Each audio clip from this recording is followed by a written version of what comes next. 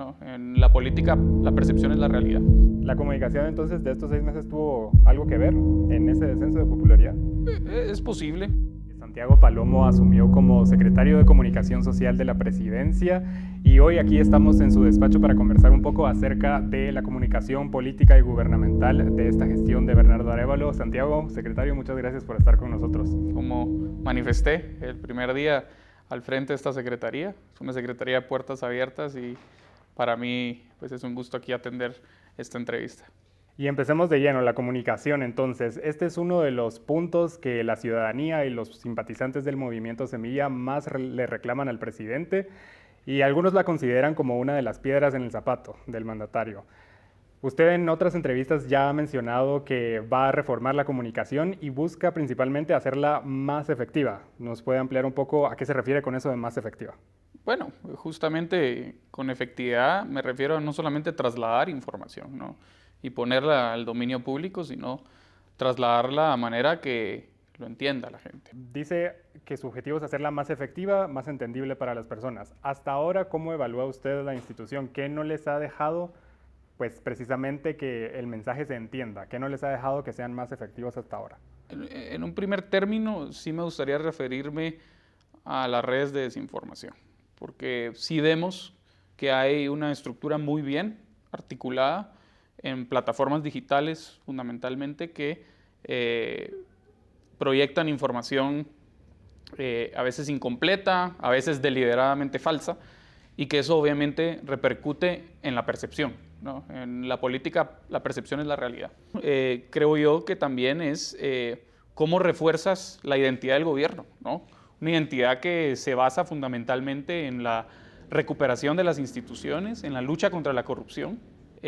También entender que heredamos un gobierno en ruinas, ¿no? Comunicativamente la percepción, una de las percepciones, es que el gobierno no ha definido un mensaje central y que la narrativa anticorrupción que se usó en campaña, que para nadie es un secreto que esa era la idea central, pues se ha perdido un poco, porque no se ha logrado cumplir la promesa, por ejemplo, con la salida de Consuelo Porras del Ministerio Público.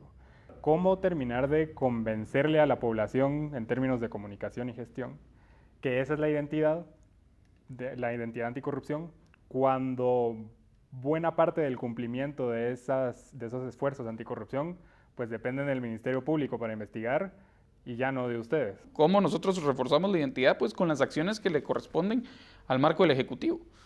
Y la posición en contra de la fiscal general ha sido muy clara. Tenemos un ariete de la corrupción en Gerona. Hay una iniciativa de ley en el Congreso de la República que lo que busca es precisamente tener los mecanismos necesarios para recuperar la confianza en una institución fundamental como el Ministerio Público. Nosotros en Plaza Pública estábamos haciendo un análisis breve sobre estas mediciones que hacen casas encuestadoras acerca de la popularidad de los gobernantes en diferentes países de América Latina.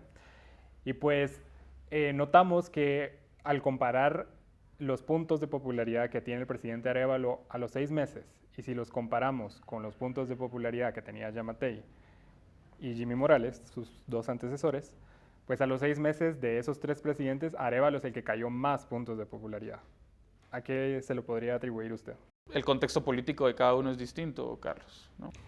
Y independientemente de las razones, el hecho, según estas encuestas, es que sí, pues hubo un descenso en la popularidad. ¿Por qué las personas tal vez no tendrían tan claro esto que usted me dice de que para cambiar la realidad del país se necesita procesos? Y pues ¿por qué no lo digieren así como usted lo está digiriendo en este momento? Bueno, hay que saberlo comunicar. Nosotros hemos dicho. ¿La comunicación entonces de estos 6 meses tuvo algo que ver en ese descenso de popularidad? Es posible. O sea, no me gustaría ser irresponsable sin ver también los estudios estadísticos. Y para ir terminando ya, esta percepción de que la comunicación no ha sido la más efectiva, que usted mismo lo reconoce, que hay espacio para mejora, ¿cómo cree entonces, a manera de conclusión, que esa percepción ha afectado al gobierno en cuanto a su conexión con las personas y en cuanto a su posición en el ajedrez, como le llaman algunos diputados de Semilla, en el ajedrez político? La comunicación conecta también, ¿no? Y ciertamente la comunicación permite acercar al gobierno a la gente, ¿no? Creo que en ese marco, pues, justo el reto que tiene la Secretaría de Comunicación en general y yo en lo particular es poder generar mejores vasos comunicantes, mejores estrategias de comunicación que redunden, ¿no? O propendan a que la ciudadanía esté enterada de las cosas que se están haciendo, ¿no? Las acciones que se están tomando en favor de la población para atender los grandes retos dentro de la agenda nacional.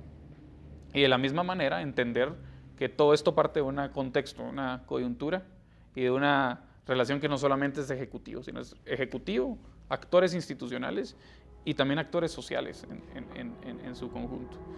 Bueno, le tomo la palabra entonces. En un año, otra entrevista para ver si ha cambiado la situación o no. A las órdenes, Carlos. Gracias, secretario. Entonces, le agradecemos mucho.